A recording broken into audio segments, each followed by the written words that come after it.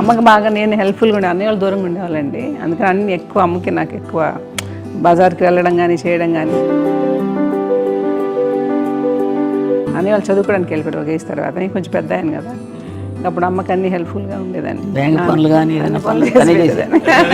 ఇది నాకు కొంచెం టఫ్ టైమ్స్లో కూడా ఆమె నీ పాటికి నువ్వే ఉండాలి, ఎవరి దగ్గర ఉండదు, ఎవరి ఇంట్లో ఉండదు, మా దగ్గర కూడా ఉండదు, నీ ఇద్దరు బిడ్డలు పెట్టుకుని నువ్వే ఉండాలి ఆమె వాళ్ళు చెప్పారండి. చాలా టఫ్గా చెప్పారు. బట్ నాకు అదే ఇచ్చే ధైర్యం.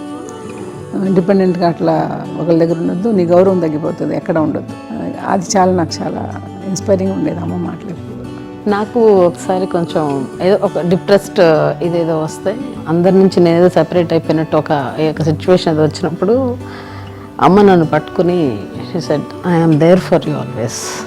ఎవరు నో అన్నా ఎస్ అన్నా ఫ్రెండ్స్ కానీ ఎవరైనా సరే ఎప్పుడు కూడా అలోన్గా మట్టుకు అనుకోకు, నేనున్నాను నీకు.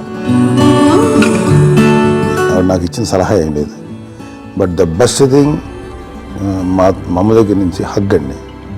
ఈరోజు కూడా మా అమ్మని హగ్ చేసుకోకపోతే అంటే అది నాకు మా అందరిలోనూ, అంటే ఆవిడ పెద్ద చదువుకున్న వ్యక్తి కాదు, పెద్దగా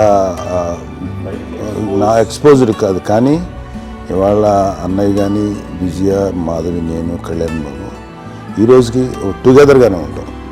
కానీ ద ఇన్విజిబుల్ బాండేజ్ మా అమ్మ ఇచ్చింది. ఆ లవ్ అండ్ ఎఫెక్షన్, హగ్, అవన్నీ ఆవిడ నాన్ వెర్బల్ అడ్వైజ్ ఏంటంటే అందరూ అలా కలిసి ఉండాలనేది ఆవిడ నుంచి మేము నేర్చుకున్నాం. నాగబాబు కంపెనీ అమ్మకి ఎంత ఇష్టమేనండి.